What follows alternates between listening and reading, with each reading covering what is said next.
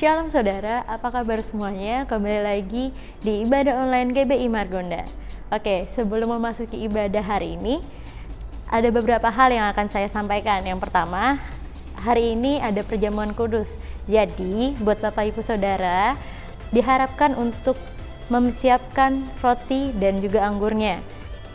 Kemudian, minggu depan kita masih akan bertemu di ibadah online GBI Margonda sambil menunggu keadaan kembali pulih dan kita akan dapat bertemu tatap muka di ibadah offline GBI Margonda. Oke, selanjutnya bagi Bapak Ibu Saudara yang memiliki beban berat atau pergumulan yang ingin didoakan, diharapkan untuk menghubungi kontak kami yang ada di bawah ini. Nah, nanti ada tim yang akan menghubungi Bapak Ibu membantu dalam doa. Selanjutnya, bagi Bapak Ibu Saudara yang rindu untuk memberikan persembahan persepuluhan janji iman, Anda dapat langsung mentransfer ke rekening BCA atau scan QR Code yang tertera di layar menggunakan aplikasi uang elektronik. Selanjutnya, bagi Bapak Ibu Saudara yang rindu untuk memberikan ucapan selamat hari Minggu kepada semua jemaat GBI Margonda, Anda dapat langsung memberikan video singkat kepada call center dengan nomor di bawah ini. Nah, bagi Bapak Ibu jemaat yang masih bingung dengan videonya, Anda dapat langsung menghubungi call center dengan nomor di bawah ini juga. Oke. Demikian yang bisa saya sampaikan hari ini. Mari kita siapkan hati kita untuk memuji muliakan nama Tuhan, dan kiranya melalui ibadah hari ini kita mendapatkan berkat daripada Tuhan. Selamat hari Minggu, Tuhan Yesus memberkati. Selamat pagi Bapak Saudara, Shalom. Saya percaya pagi hari ini kita semua dalam keadaan sehat, katakan amin. Dan biar pagi hari ini kita bersama-sama menyembah Tuhan. Dan apapun yang terjadi dalam setiap kehidupan saudara dan saya, pagi hari ini kita mau katakan, Tuhan, Engkau sungguh baik, sangat baik. Dan biar kejadian mujizat demi mujizat terjadi dalam setiap kehidupan saudara. Terima kasih. Terima kasih buat mujizat-Mu yang terjadi dalam hidup kami, Tuhan.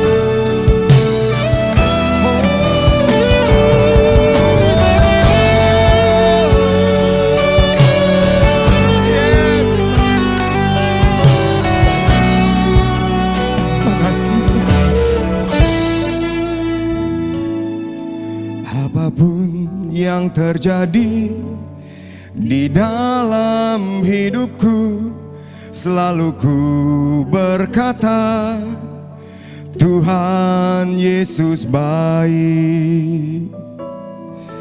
Dalam segala yang terjadi, tetap ku berkata, Tuhan Yesus baik. Ku sembahkan,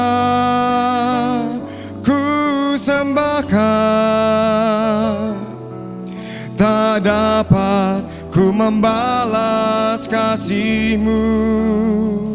Ku sembahkan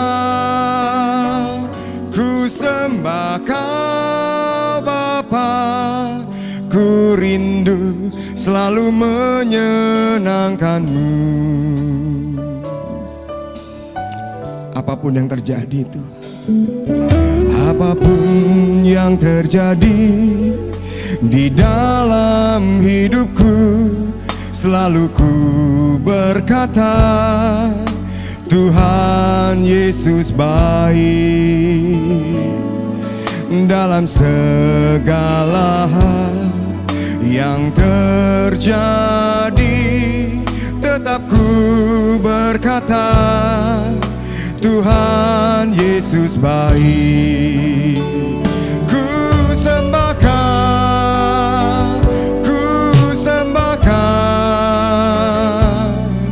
tak dapat ku membalas kasih-Mu. Ku sembahkan Bapa. Ku rindu selalu menyenangkanmu. Oh, ku sembah, sembahkan, ku sembahkan. Tak dapat ku membalas kasih-Mu. Ku sembahkan, ku sembahkan Bapa. Ku rindu selalu menyenangkan-Mu. Mari bersama-sama katakan, apapun yang terjadi di dalam hidupku, selalu ku berkata, Tuhan Yesus baik. Dalam segala hal yang terjadi, tetap ku berkata, Tuhan Yesus baik. Ku sembahkan, ku sembahkan. Tak dapat ku membalas kasih-Mu. Ku sembahkan, ku sembahkan Bapa. Ku rindu selalu menyenangkan-Mu.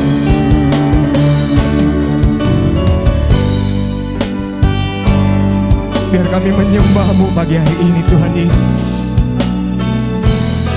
Apapun yang terjadi dalam setiap hidup kami, apapun pergumulan kami hari ini, kami tetap mau berkata, Tuhan Yesus, Engkau baik. Supaya kami sepakat dengan surga mengucap syukur. Apapun yang terjadi, Tuhan, oh, kami mau menyembah-Mu. Kami mau menyembah-Mu, Tuhan. Yes, Lord. Ya, bersama-sama dengan segenap hati katakan, ku sembahkan, ku sembahkan. Tak dapat ku membalas kasih-Mu. Ku sembahkan, ku sembahkan Bapa. Ku rindu selalu terus katakan, ku sembahkan.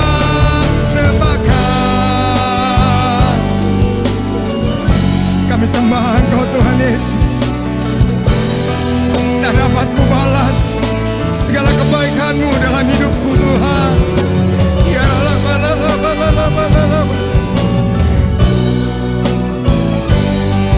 ku rindu selalu menyenangkan-Mu. Ku rindu selalu menyenangkan-Mu.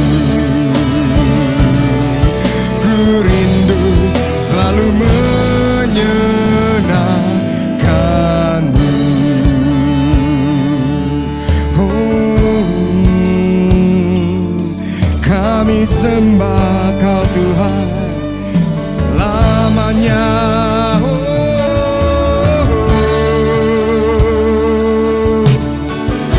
Kau sembuhkan, Kau pulihkan kami.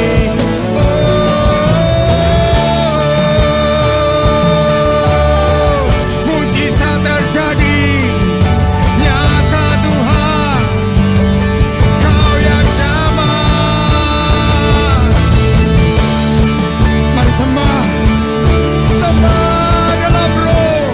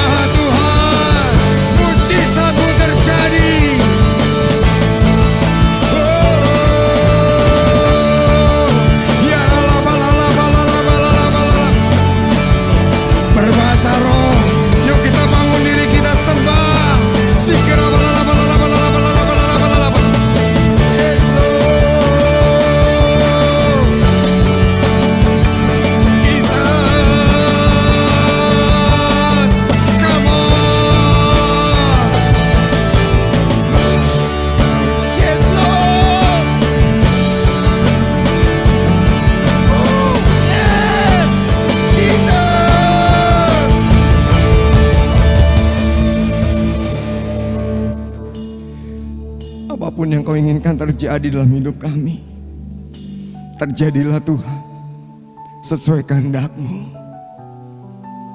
Asal nama-Mu dimuliakan dan ditinggikan.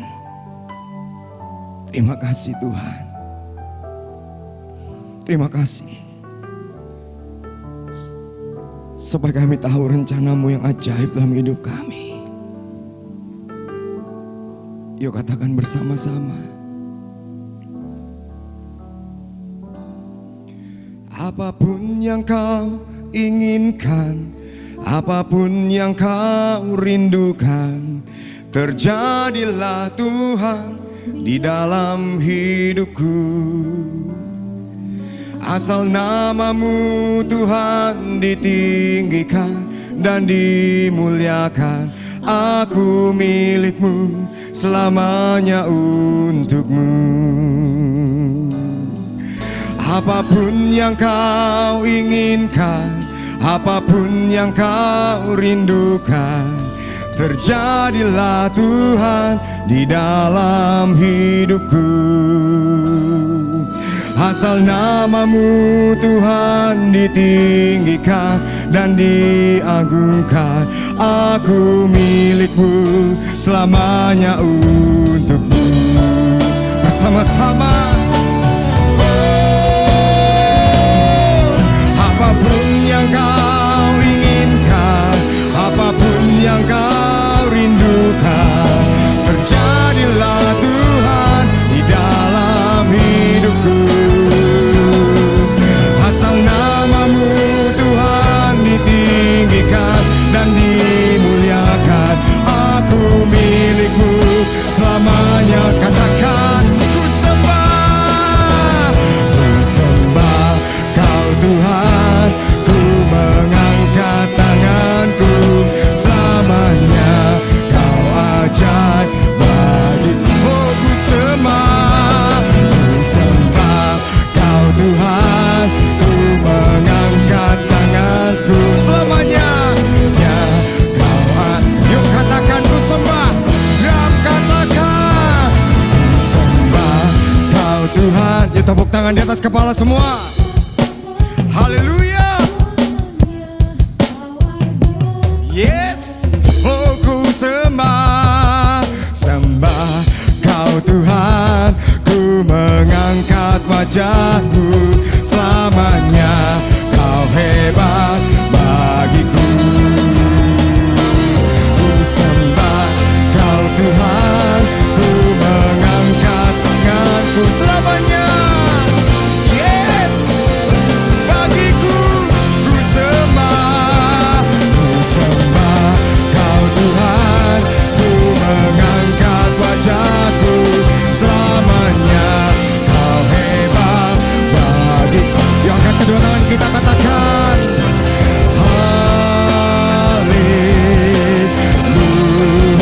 haleluya, haleluya, oh,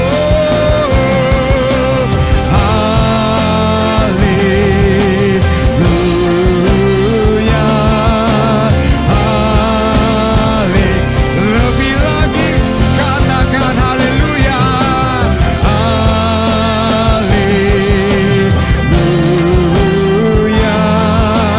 haleluya,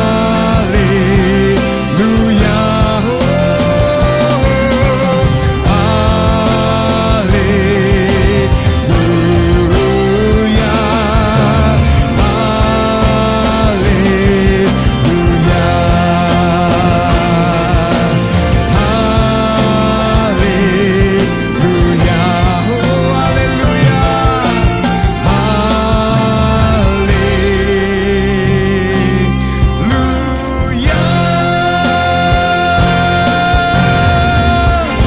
berikan tepuk tangan sorak-sorai buat Tuhan kita Yesus.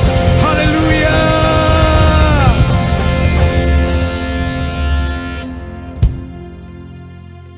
Haleluya. Kita berikan dulu tepuk tangan buat Tuhan kita Yesus di rumah. Katakan haleluya.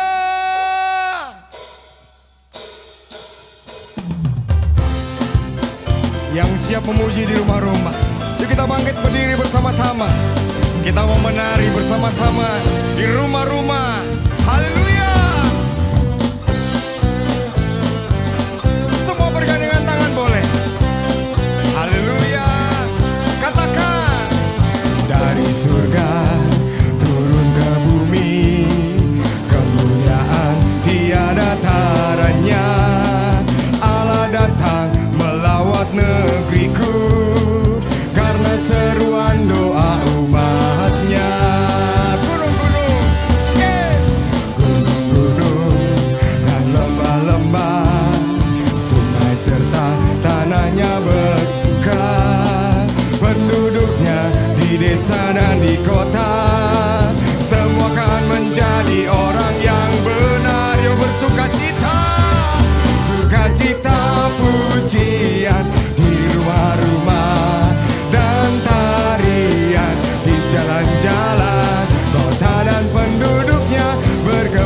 semua. Tuhan melawat negeriku. Sukacita, sukacita pujian di rumah-rumah dan tarian di jalan-jalan. Kota dan penduduknya bergembira semua. Tuhan melawat negeriku.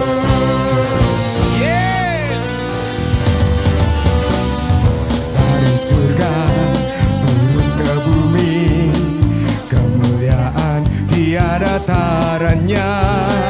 Allah datang melawat negeriku karena seruan doa umatnya. Katakan gunung-gunung, yes, gunung-gunung dan lembah-lembah, sungai serta tanahnya bersuka. Penduduknya di desa dan di kota semua akan menjadi orang benar. Yuk semuanya bernyanyi, katakan yes. Sukacita pujian di rumah-rumah dan tarian di jalan-jalan. Kota dan penduduknya bergembira semua. Tuhan melawat negeriku. Yuk bergandengan tangan, cita pujian di rumah-rumah, come on, dan tarian di jalan-jalan. Kota dan penduduknya bergembira semua. Tuhan melawat negeriku. Tuhan melawat negeriku. Tuhan melawat negeriku. Yes. Yuk semua tepuk tangan di atas kepala. Katakan yes. Kaulah sukacita, pengharapan dan kehidupan. Kau beri kekuatan. Haleluya, haleluya, haleluya. Kaulah sukacita, pengharapan dan kehidupan. Kau beri kekuatan. Haleluya, bersukacita selamanya. Katakan kaulah sukacita, pengharapan dan kehidupan. Kau beri kekuatan. Haleluya, haleluya, haleluya. Come on. Kaulah sukacita, pengharapan dan kehidupan. Kau beri kekuatan. Haleluya, haleluya, haleluya, haleluya. Sekali lagi, haleluya, bersukacita selamanya. Yes. Berikan dulu tepuk tangan yang dahsyat buat Tuhan kita Yesus. Haleluya.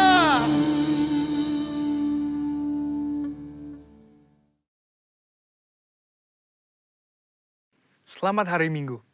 Saya percaya semua masih mengalami sukacita Roh Kudus.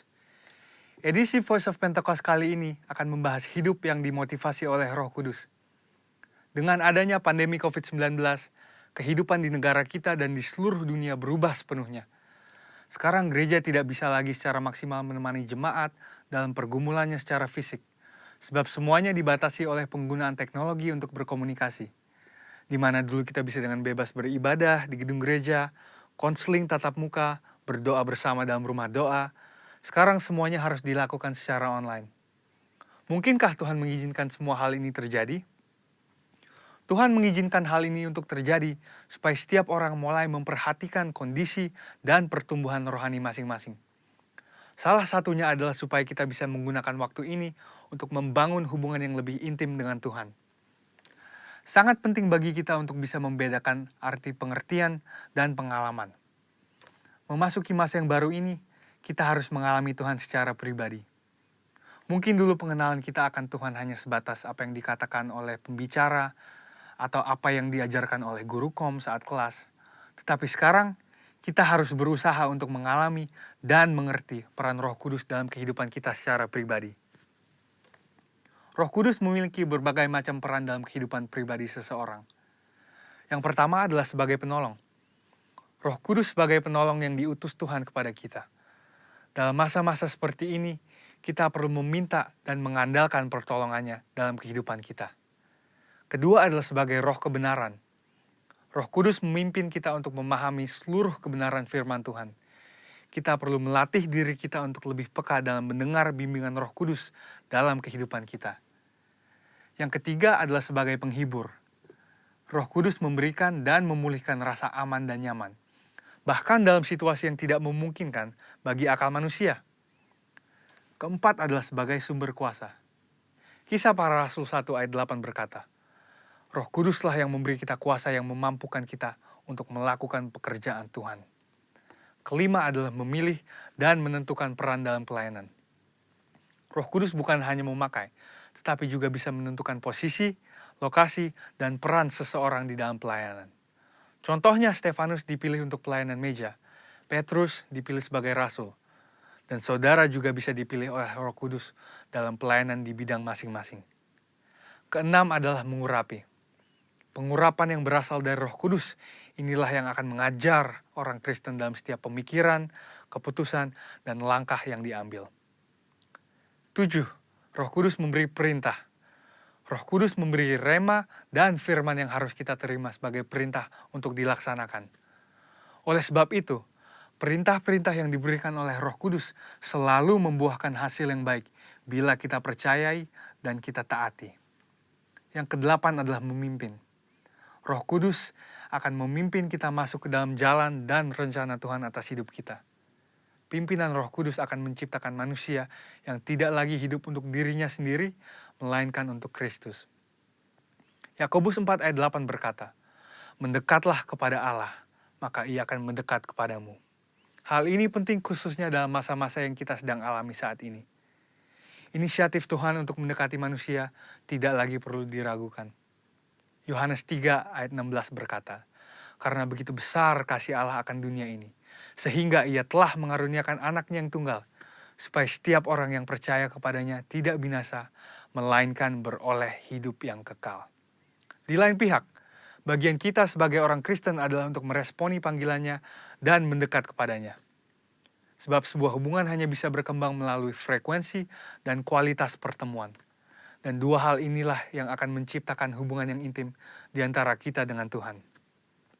Ketika hubungan yang intim telah dibangun, kita akan dapat lebih mengenal pikiran, perasaan, dan kehendak Tuhan. Pengenalan akan Tuhan bisa diumpamakan sebagai sebuah puzzle yang semakin lama semakin lengkap. Sekali lagi, melalui frekuensi dan kualitas pertemuan kita dengan Tuhan, hubungan kita dengan Dia akan semakin kuat. Orang Kristen khususnya Pentakosta perlu pengalaman rohani dengan Roh Kudus untuk membangun pengenalan akan Tuhan. Pengenalan akan Tuhan tidak akan ada pernah habisnya. Dan itulah sebabnya usaha mengenalnya lewat pergaulan dengan Roh Kudus menjadi keterikatan permanen hingga hari Tuhan itu tiba. Khususnya dalam masa-masa ini, mari kita mengejar Tuhan lebih lagi dan membangun hubungan yang lebih intim dengannya. Alami Roh Kudus setiap hari, selamat hari Minggu, dan Tuhan Yesus memberkati.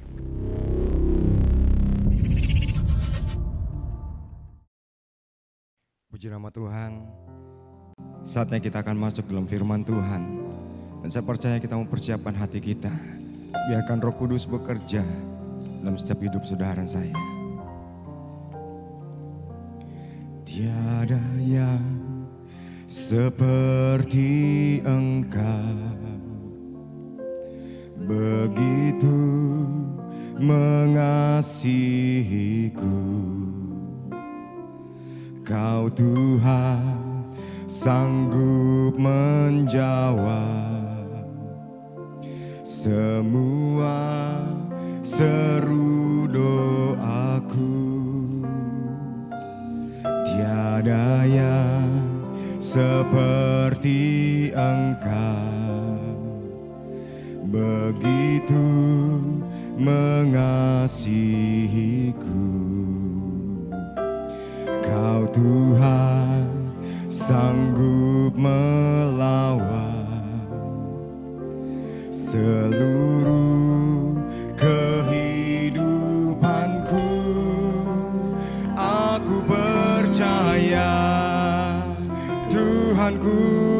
ajar, Kau turun tangan memulihkanku.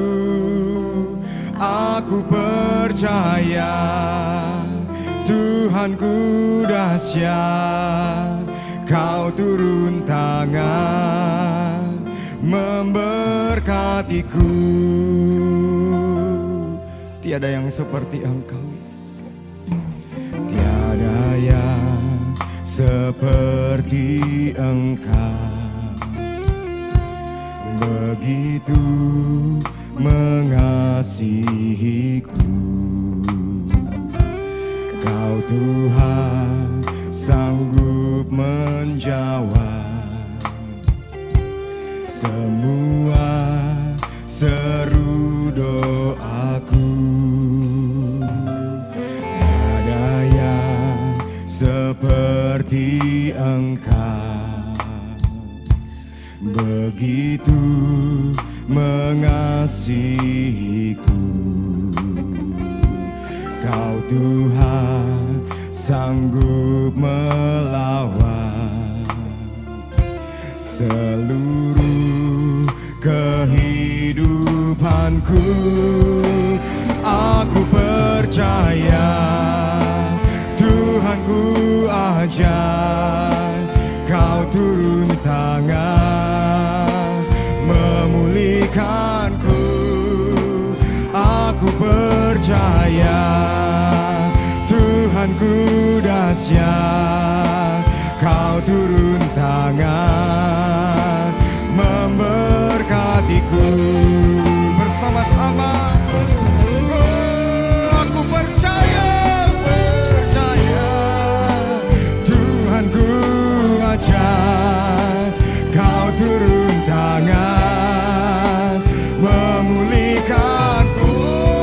Aku percaya Tuhanku dahsyat, Kau turun tangan memberkati. Sekali lagi katakan, aku percaya Tuhanku ajar, Kau turun tangan memulihkanku. Aku percaya Tuhanku dahsyat, Kau turun tangan memberkatiku. Kau turun tangan memberkatiku. Kau turun tangan memberkatiku.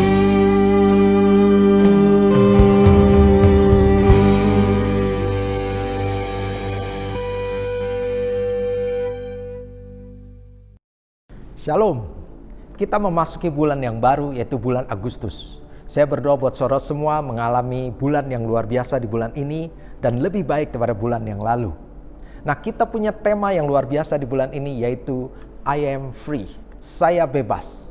Karena saya percaya setiap anak-anak Tuhan harus mengalami kemerdekaan, kebebasan di dalam Kristus Yesus. Untuk itu hari ini tema kita adalah kebenaran yang memerdekakan. Kita lihat dalam Yohanes 8 ayat 30-36. Firman Tuhan berkata demikian. Setelah Yesus mengatakan semuanya itu, banyak orang percaya kepadanya. Maka katanya kepada orang-orang Yahudi yang percaya kepadanya, jikalau kamu tetap dalam firman-Ku, kamu benar-benar adalah murid-Ku. Dan kamu akan mengetahui kebenaran, dan kebenaran itu akan memerdekakan kamu. Jawab mereka, kami adalah keturunan Abraham dan tidak pernah menjadi hamba siapapun. Bagaimana engkau dapat berkata kamu akan merdeka? Kata Yesus kepada mereka, aku berkata kepadamu, sesungguhnya setiap orang yang berbuat dosa adalah hamba dosa. Dan hamba yang tidak tetap tinggal dalam rumah, tetapi anak tetap tinggal dalam rumah. Jadi apabila anak itu memerdekakan kamu, kamu pun benar-benar merdeka. Saudara, satu kali Yesus bertemu dengan orang-orang Yahudi yang percaya kepadanya. Dan Yesus membuat satu pernyataan, kamu akan mengetahui kebenaran dan kebenaran itu akan memerdekakan kamu. Dan saudara perhatikan, Yesus sedang berbicara pada orang-orang Yahudi yang sudah percaya kepadanya. Tapi Yesus tetap berkata kepada mereka, mereka harus tahu kebenaran, karena kebenaran itu yang memerdekakan. Artinya, orang yang percaya pada Yesus bisa saja belum mengalami suatu kemerdekaan. Jangan heran kita bisa lihat orang-orang Kristen, ada namanya Kristen tapi masih terikat dengan dosa.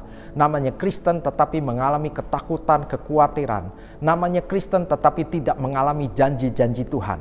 Saya berdoa supaya di bulan ini Anda dimerdekakan, Anda mengalami terobosan-terobosan, Anda mengalami pemulihan dari Tuhan, sehingga kita memiliki kemerdekaan di dalam Tuhan. Mari kita pelajari tentang kebenaran yang membawa kemerdekaan. Yang pertama, kemerdekaan sejati hanya ada pada Yesus. Kemerdekaan sejati hanya ada pada Yesus. Yohanes 14 ayat 6. Kata Yesus kepadanya, "Akulah jalan dan kebenaran dan hidup. Tidak ada seorang pun yang datang kepada Bapa kalau tidak melalui aku." Yesus berkata bahwa Ia adalah jalan, kebenaran, dan hidup. Jadi kalau kita ingin tahu siapakah kebenaran itu adalah Yesus Kristus. Jadi orang yang mengerti, mengenal kebenaran itulah yang mengalami kemerdekaan. Dengan kata lain, kemerdekaan sejati hanya ada di dalam Yesus Kristus.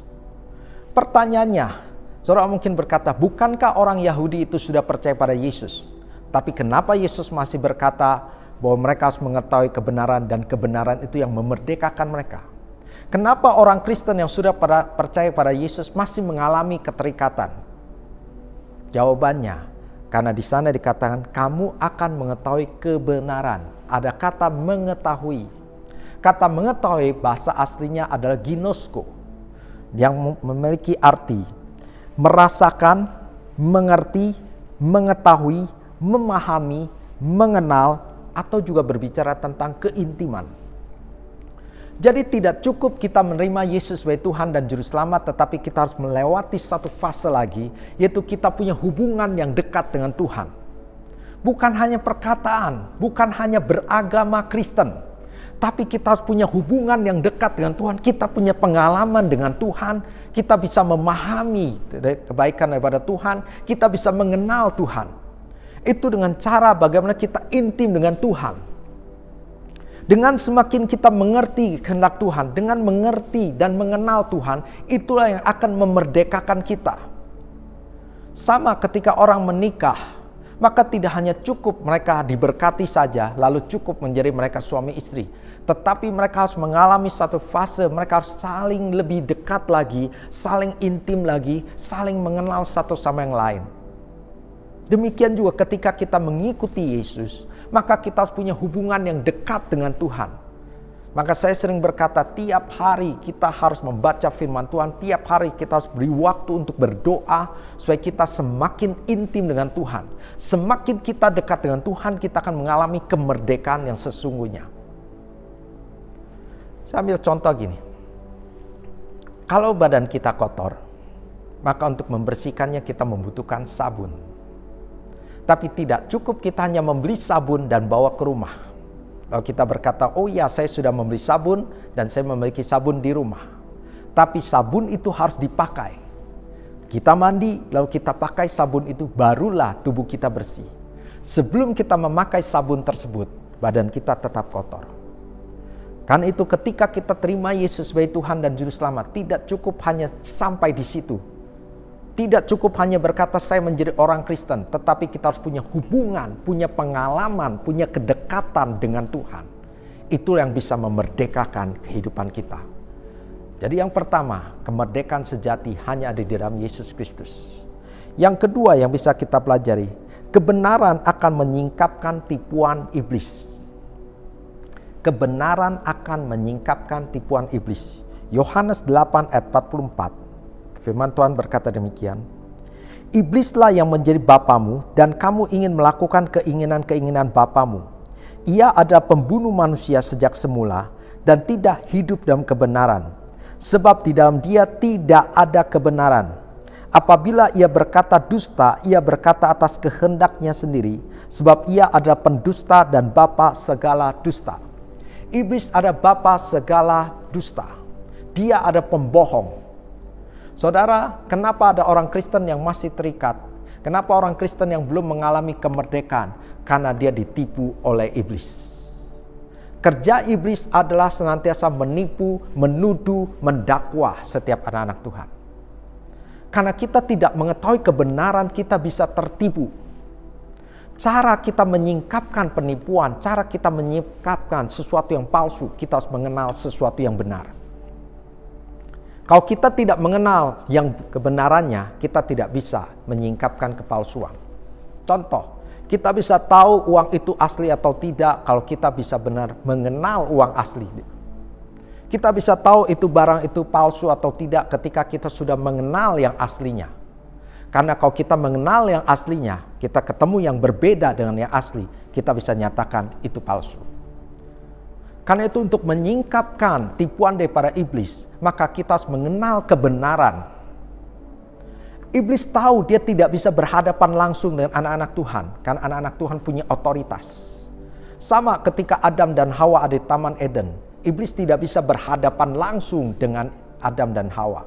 Tapi dia hanya bisa melakukan dan tipu muslihat.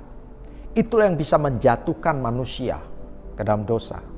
Dan hari-hari ini juga iblis tahu cara menjatuhkan anak-anak Tuhan, yaitu dengan tipuan, dengan dusta.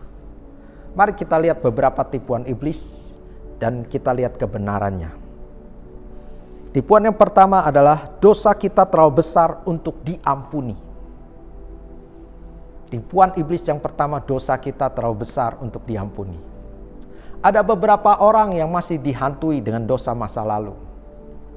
Hidupnya tidak sejahtera, hidupnya merasa tidak layak karena memang masa lalunya ada penuh dengan dosa.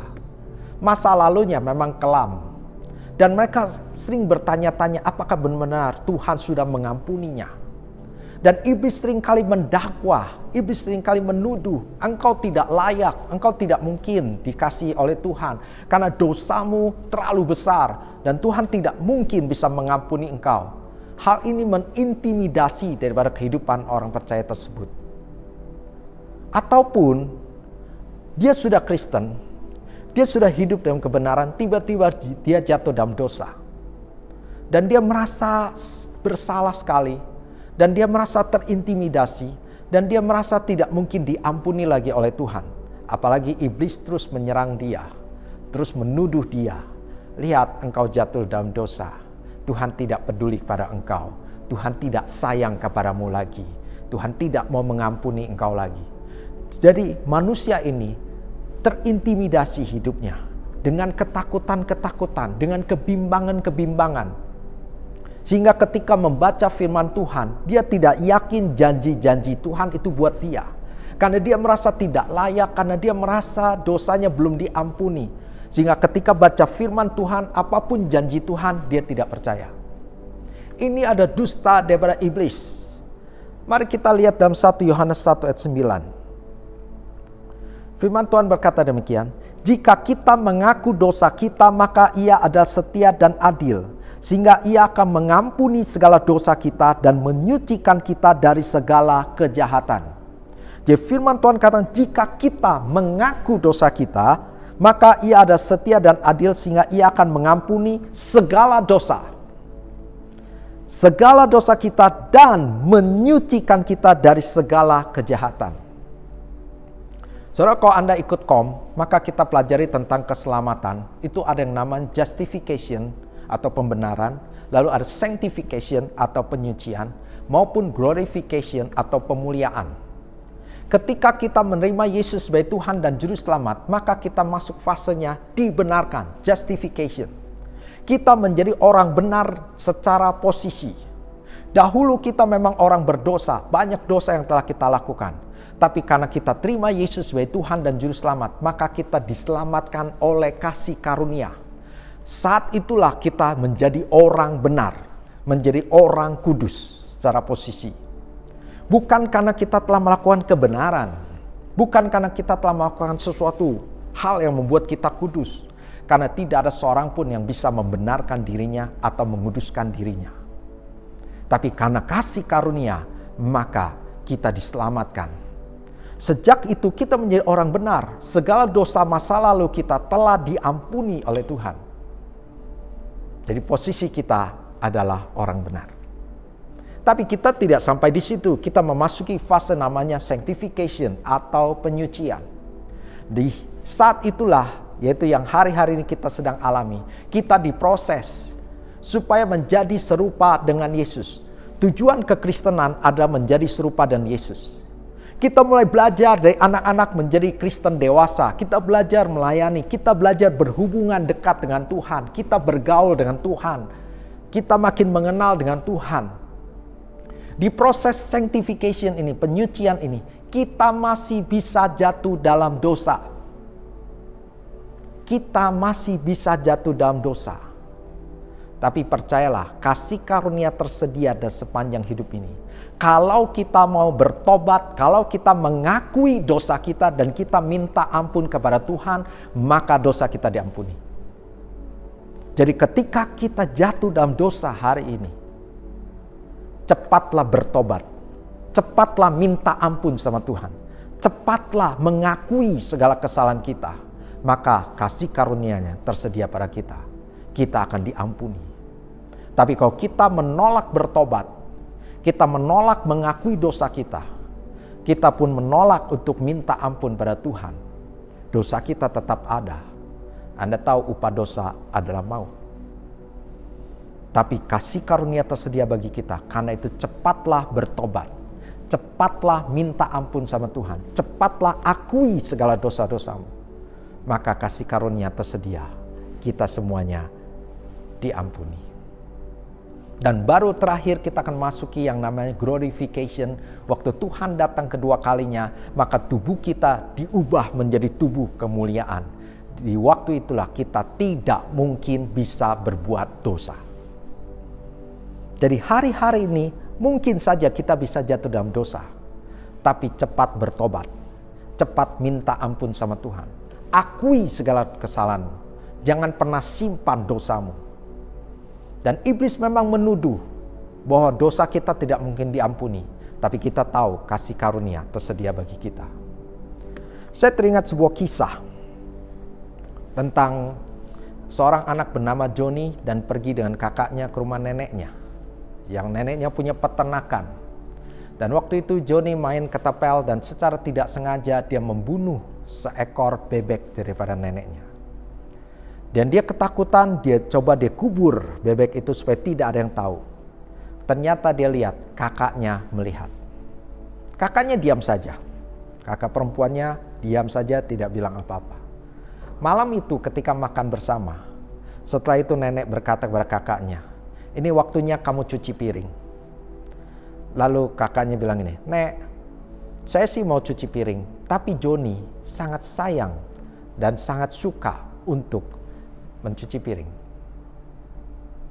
Oh, neneknya berkata, apakah begitu, Joni? Joni baru mau bilang tidak. Tiba-tiba kakaknya mengingatkan, ingat bebek. Kalau kamu nggak mau cuci piring, aku lapor pada nenek. Karena Joni ketakutan, dia pun berkata, oh iya Nek, saya senang sekali mencuci piring. Biar malam ini aku yang cuci piring.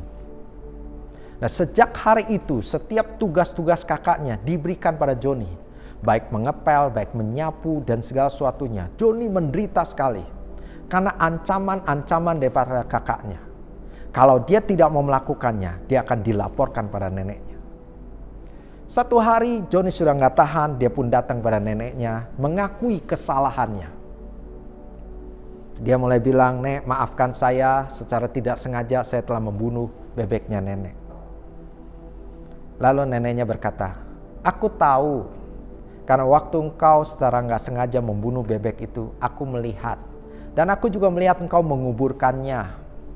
Dan aku tahu engkau dikerjai oleh kakakmu. Tapi karena engkau belum meminta ampun atau mengakui kesalahanmu, aku diam saja. Tapi ketahuilah ketika engkau mengakui kesalahanmu dan minta maaf, aku mengampuni engkau. Nenek tidak marah padamu, nenek sayang sama kamu. Nenek lebih sayang kamu daripada bebek nenek. Saat itulah Joni merasa merdeka. Dan waktu makan malam, ketika nenek berkata, ini waktunya untuk kakaknya Joni untuk cuci piring. Kakaknya bilang, oh enggak Nek, Joni suka cuci piring. Saat itulah Joni berkata, enggak, hari ini saya sudah tidak suka lagi cuci piring. Lalu kakaknya bilang, ingat bebek, saya laporkan kepada nenek. Joni berkata, lapor saja, nenek sudah tahu dan nenek sudah mengampuni saya. Kemerdekaan itu ada. Saudara, iblis akan terus menuduh kita.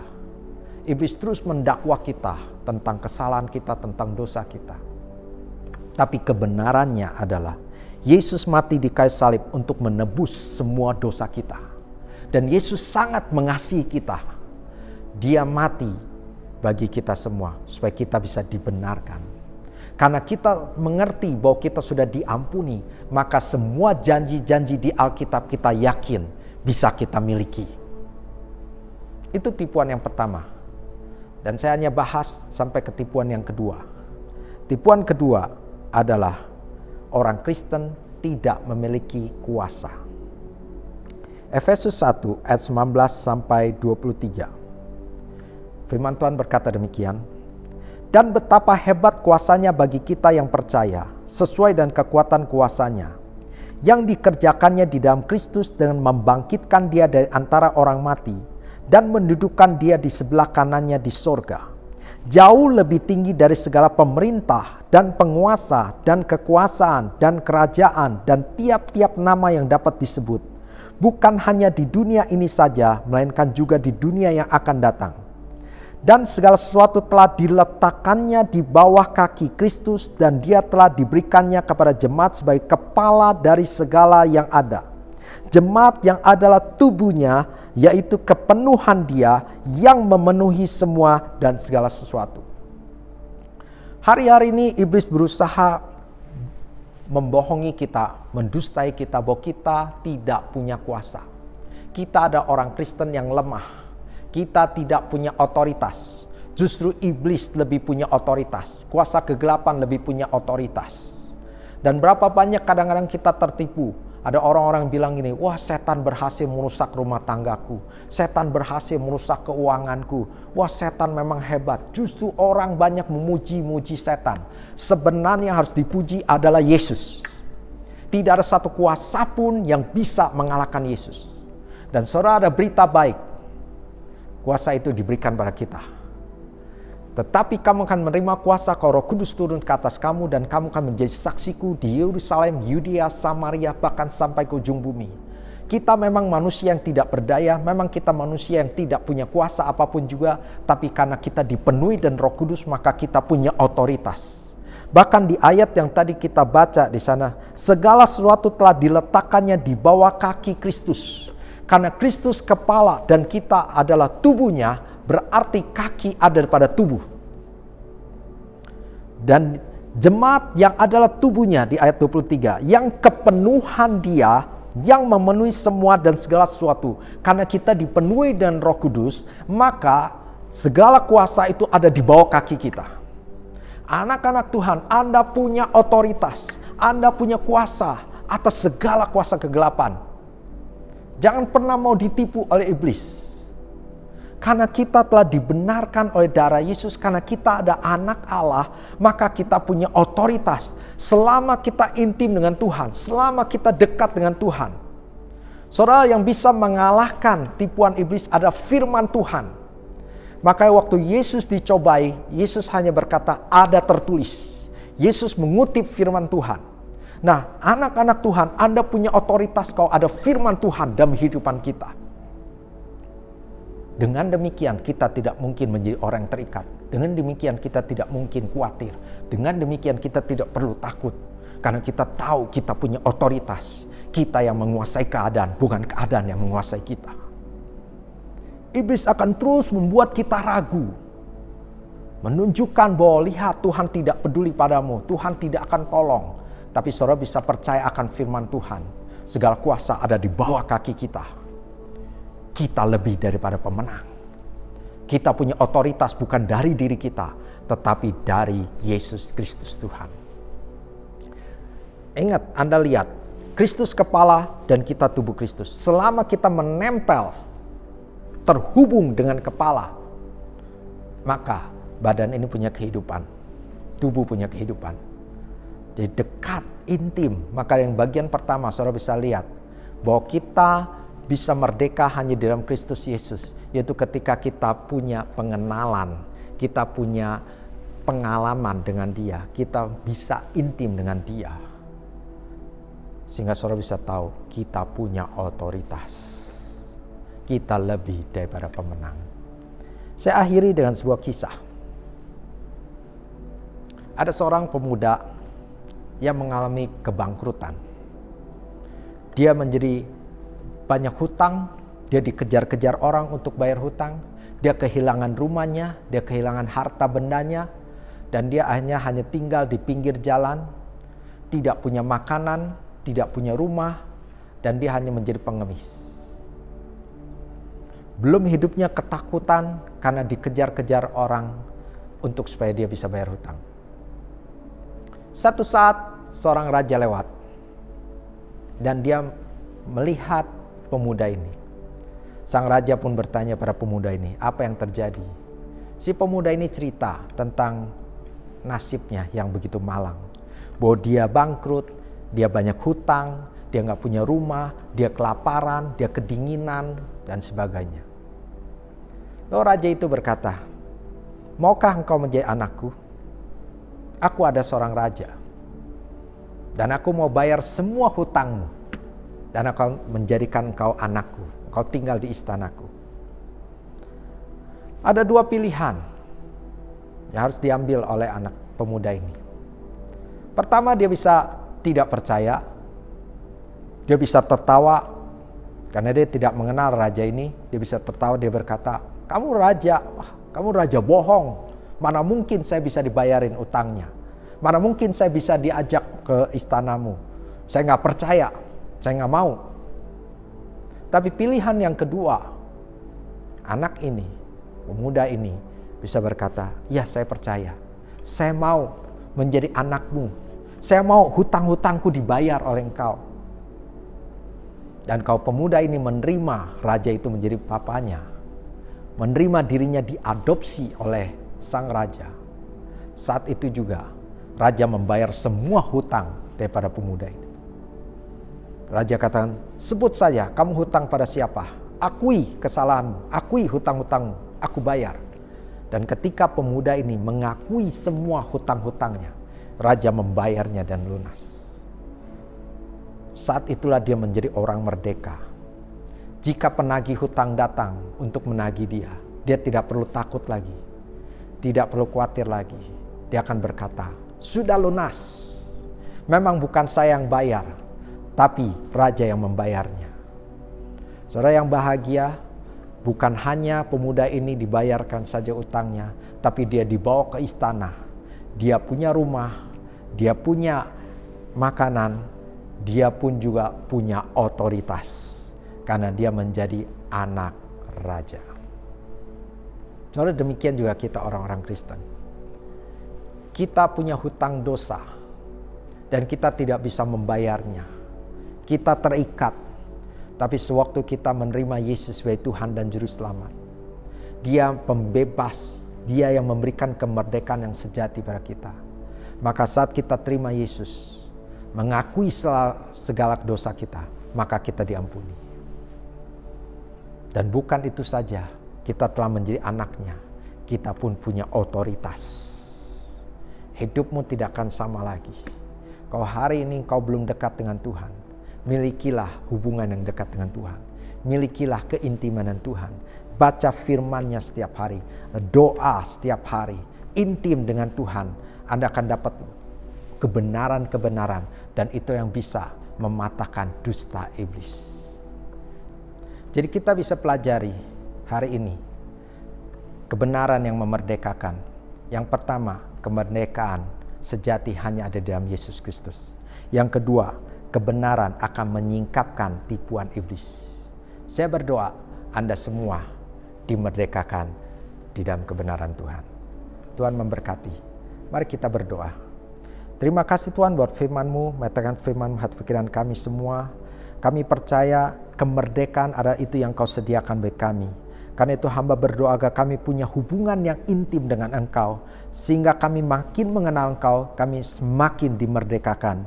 Dan Tuhan, biar dan kebenaran-kebenaran firman yang kami baca bisa menyingkapkan semua tipuan-tipuan iblis, sehingga kami hidup benar-benar dalam kebenaran, kemerdekaan-Mu. Terpujilah nama-Mu, di dalam nama Yesus kami ucap syukur dan berdoa. Haleluya. Amin. Tiba saatnya kita akan mengadakan perjamuan kudus. Saudara bisa mempersiapkan roti ataupun juga anggur, atau kalau tidak ada anggur Anda bisa sediakan teh atau yang lain. Setiap kita mengadakan perjamuan kudus, kita diingatkan tentang kasih Yesus, diingatkan tentang pengorbanannya di kayu salib. Karena itu biar ketika kita mengikuti perjamuan kudus ini, renungkan kebaikan Tuhan. Dan kita juga kalau diingatkan ada dosa, minta ampun sama Tuhan. Supaya kita masuk perjamuan kudus ini dengan penuh kekudusan. Dan kita menerima berkat dari perjamuan kudus ini. Ada kesembuhan, ada pemulihan, ada pembebasan, ada berkat yang luar biasa. Persiapkan hati kita semua, mari kita berdoa. Bapa di surga, kami ucap syukur terima kasih buat tubuh dan darah-Mu ya Tuhan, yang akan kami lakukan pada saat hari ini dalam perjamuan kudus ini. Terima kasih buat kebaikan-Mu, terima kasih buat pengorbanan-Mu, terima kasih buat kematian-Mu di kayu salib, sehingga kami semua bisa dibenarkan, dikuduskan menjadi anak-anak-Mu. Layakkan kami, ampunilah dosa kesalahan kami, kuduskan kami, sehingga kami bisa menunggal dalam tubuh dan darah-Mu dan diberkati lewat perjamuan kudus ini. Terima kasih Tuhan, dalam nama Yesus kami ucap syukur dan berdoa. Haleluya. Amin. Mari kita angkat roti setinggi-tingginya dan kita dengarkan firman Tuhan. Sebab apa yang telah kuteruskan kepadamu telah aku terima dari Tuhan, yaitu bahwa Tuhan Yesus pada malam waktu ia diserahkan, mengambil roti dan sesudah itu ia mengucap syukur atasnya. Ia memecah-mecahkannya dan berkata, inilah tubuhku yang diserahkan bagi kamu. Perbuatlah ini menjadi peringatan akan aku. Saudara-saudaraku, bukankah roti yang kita pecah-pecahkan ada persekutuan dengan tubuh Kristus? Amin. Mari kita makan dalam nama Yesus.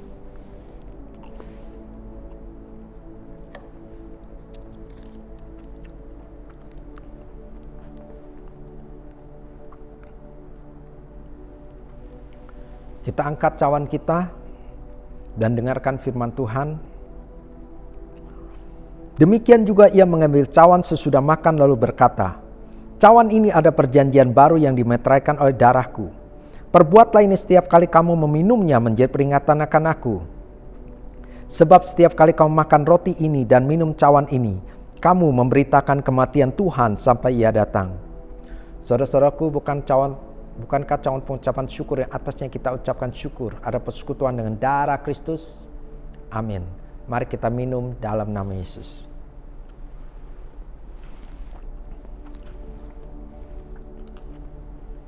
Mari kita sembah Dia.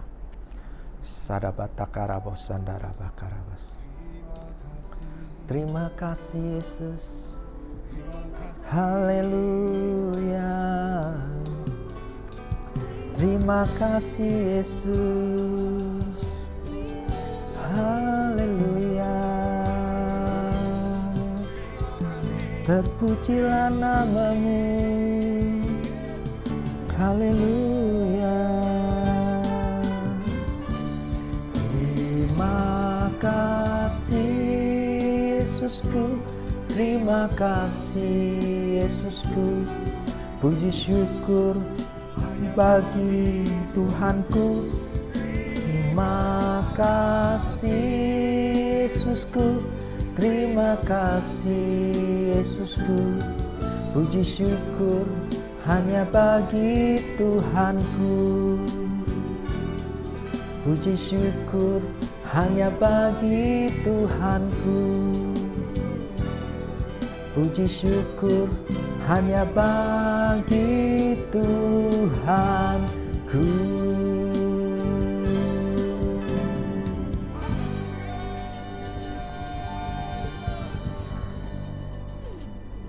Terima kasih Tuhan buat perjamuan kudus pada hari ini. Kami telah manunggal dalam tubuh dan darah-Mu. Kami percaya yang lemah sudah dikuatkan, yang sakit sudah disembuhkan, yang punya masalah telah diberikan jalan keluar. Dan kami nyatakan tahun 2020 ada tahun dimensi yang baru. Kami akan jadi kepala bukan ekor, kami akan naik bukannya turun, dan kami akan dipenuhi dan kemuliaan Tuhan, dan kami akan semakin hari semakin serupa dan Yesus. Terima kasih Tuhan. Hamba berdoa juga buat semua jemaat-Mu ya Tuhan.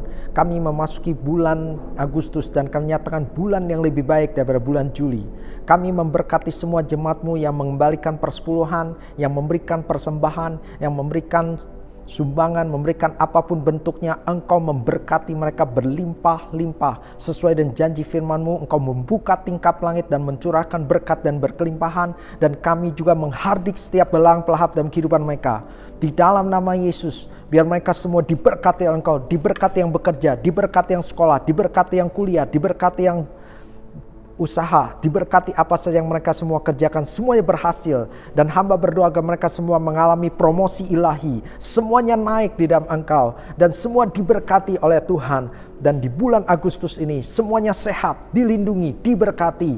Damai sejahtera, sukacita Tuhan mengalir bagi setiap anak-anak-Mu. Terpujilah nama-Mu. Di dalam nama Yesus kami ucap syukur dan berdoa. Haleluya. Mari kita angkat tangan terima berkat Tuhan. Berkat yang berlimpah-limpah, sukacita, damai sejahtera, kesehatan, kekuatan dari Allah Bapa di dalam kasih sayang Yesus Kristus, serta persekutuan, penghiburan, pertolongan dari Roh Kudus menyertai saudara semua, mulai hari ini sampai kedatangan Tuhan kedua kalinya, menjemput kita dengan awan permai, bahkan sampai selama-lamanya. Mari percaya kita katakan, amin. Tuhan memberkati. Shalom. Demikian ibadah Minggu online pada hari ini. Kiranya firman Tuhan memberkati Bapak Ibu semua yang di rumah. Tetap semangat di dalam Tuhan. Selamat hari Minggu. Tuhan Yesus memberkati.